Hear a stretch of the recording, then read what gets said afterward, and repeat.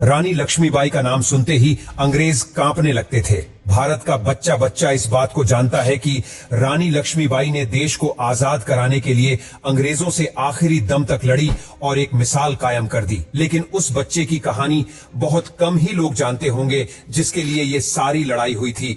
दोस्तों, ये कहानी शुरू होती है साल 1849 से। 15 नवंबर की तारीख थी। महाराष्ट्र के पुरोला में पैदाइश हुई। आनंदराव की जोशियों ने भविष्यवाणी की कि बेटा राजा बनेगा। 3 साल बाद आनंदराव को झांसी के महाराज गंगाधर राव ने गोद ले लिया। महाराज के अपने पुत्र की मौत हो चुकी थी।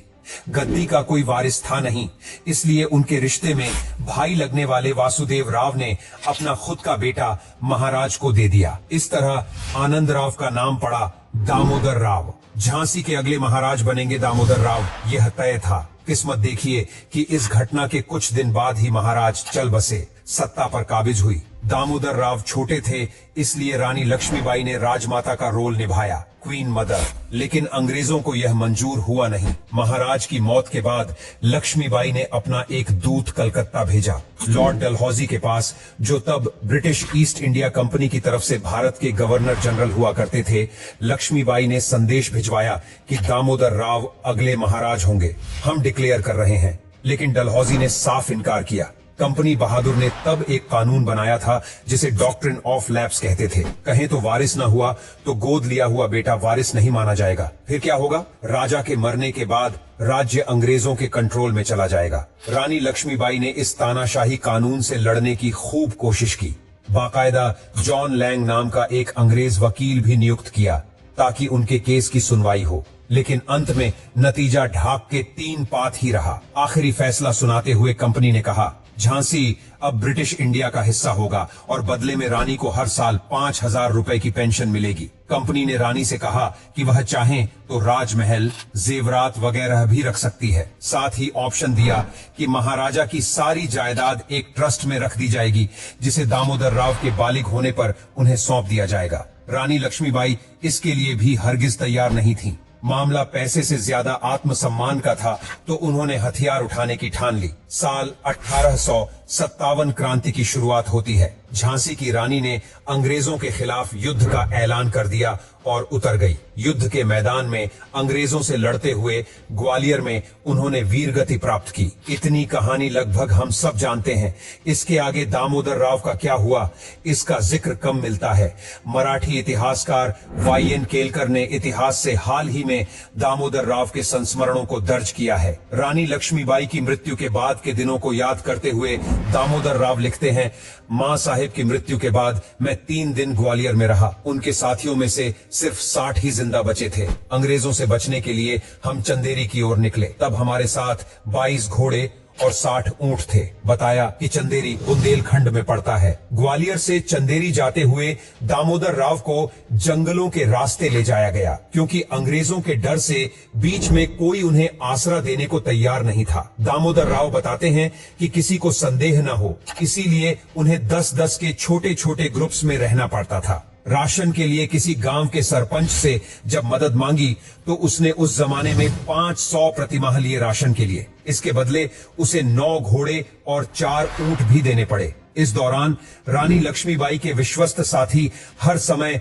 दामोदर राव के साथ बने रहे और उन्हें किसी हालत में अंग्रेजों के हाथ नहीं पड़ने देना चाहते थे। तमाम कोशिशों के बावजूद हालांकि किस्मत ज्यादा समय तक दामोदर राव का साथ दे नहीं पाई और अंग्रेजों ने उन्हें पकड़ ही लिया। कैसे पकड़े गए? दरअसल 2 साल जंगलों में घूमते रहने के चलते बालक दामोदर राव की तबीयत खराब हो गई। एक बार जब उनकी तबीयत कुछ ज्यादा ही खराब हुई, मराठा सरदारों को डर लगने लगा कि वह बचेंगे नहीं। उन्होंने नजदीकी गांव के सरपंच से मदद मांगी। सरपंच दामोदर राव को एक वैद्य के पास ले गया और किस्मत से दामोदर राव की जान बची भी। हालांकि इसी बीच एक मुसीबत भी गले पड़ी। ग्वालियर से भागते वक्त दामोदर राव के पास 60,000 थे, लेकिन लोगों को रिश्वत देते देते 2 साल में वह पूरी तरह खत्म हो गए। गांव का सरपंच जब तक 500 लेकर राशन दे रहा था, उसने भी आगे मदद देने से इनकार कर दिया। दामोदर राव लिखते हैं, हमने उसे 200 देकर कहा कि हमारे घोड़े लौटा दो,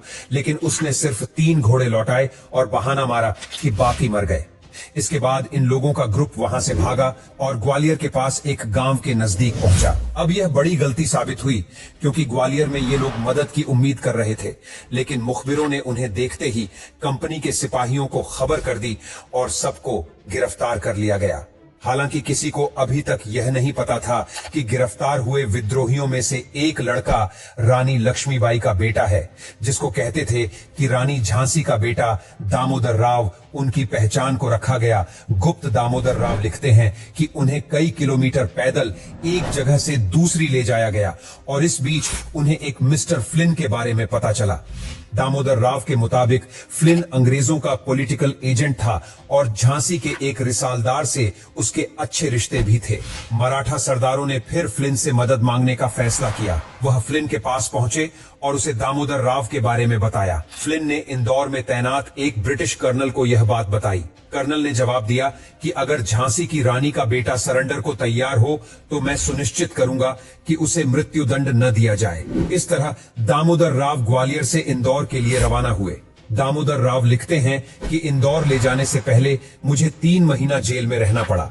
दामोदर राव के पास अपनी मां के दिए 2 कड़े थे और जिंदा रहने के लिए उन्हें उनको भी बेचना पड़ा। वह लिखते हैं कि वह कड़े मां साहब की आखिरी यादें थीं।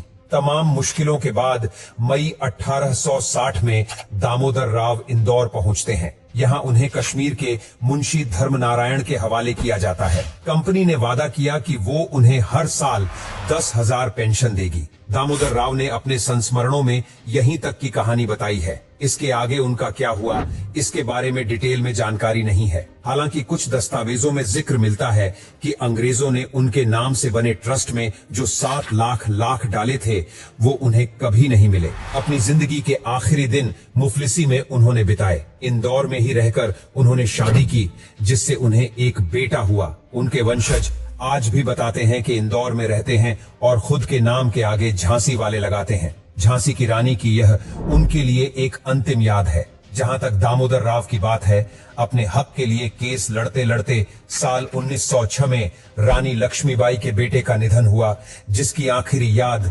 जनमानस में इस तरह कैद है कि झांसी की रानी युद्ध में लड़ रही और दामोदर राव उनकी पीठ से बंधे हुए थे।